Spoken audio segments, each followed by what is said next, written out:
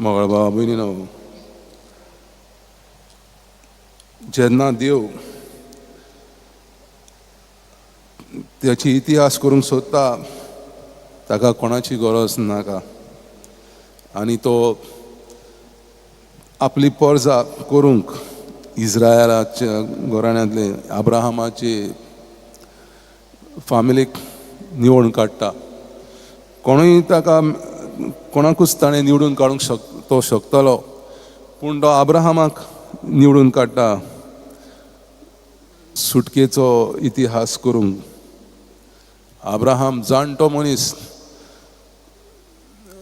बायल भुरगीं सोयरीं दायारीं संपत्ती हें ताका सगळें सोडूंक पडटा आसलेलें.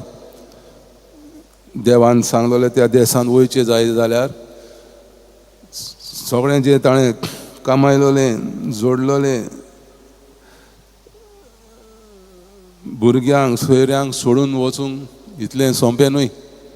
देखून आमी अब्राहमाक आमच्या भावार्थाचो बाप म्हणटा. तरी तें सगळें तो सोडटा, ताच्या बाच्याक लोट हेका घेवन देवान भासायलोल्या देशांत वचूंक तयारी करता. आनी एकदां तो देवाचें आवाहन स्विकारलें, तो पोतून फाटीं फुडें पळयना, सगळें सोडून जो देश ताका भासायल्लो ते देशान सुपिरियर ताच्या ओन व्हडले व्हडले राजा आनी ते राजांचे सोल्दाद बी आसलेले, तरी तांकां सगळ्यांक जिखून काडटा देवाच्या आदारान, देवाच्या फोर्सान. आनी तो देवान ताका युरोप, आसिया, एशिया आनी आफ्रिका हे तिनूय खंडा एक मेळ जाता ते तसले देशान ताका देव ताची संपत्ती, ताची संसद वाडोवंक ताका तो देव ती जमीन दिता. सो तेच भाशेन आमकांय आमी आतां म्हणटले आमी आतां जाणटे जाल्या हांव कितें करूंक जाता. थोडे म्हणटले आमी नेणटे, आमी आजून कांय शिकोंक ना, काम करिनात.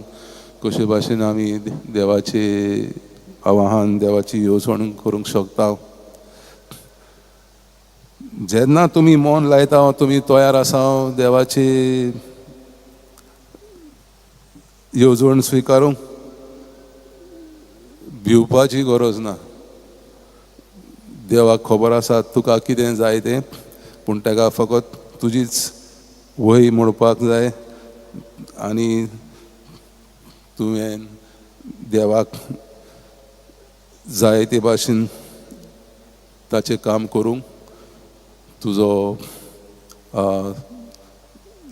तुवें स्विकारूंक जाय. दूख त्रास पडटले, हें जावचें ना, तें जावचें ना चिंतल्यार कांयच जावचें ना.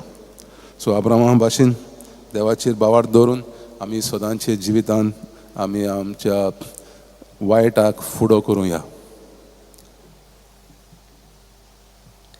आमी गीत घेवया C31 पेज नंबर 41 संवसारांतल्यो मोनजात भेटो.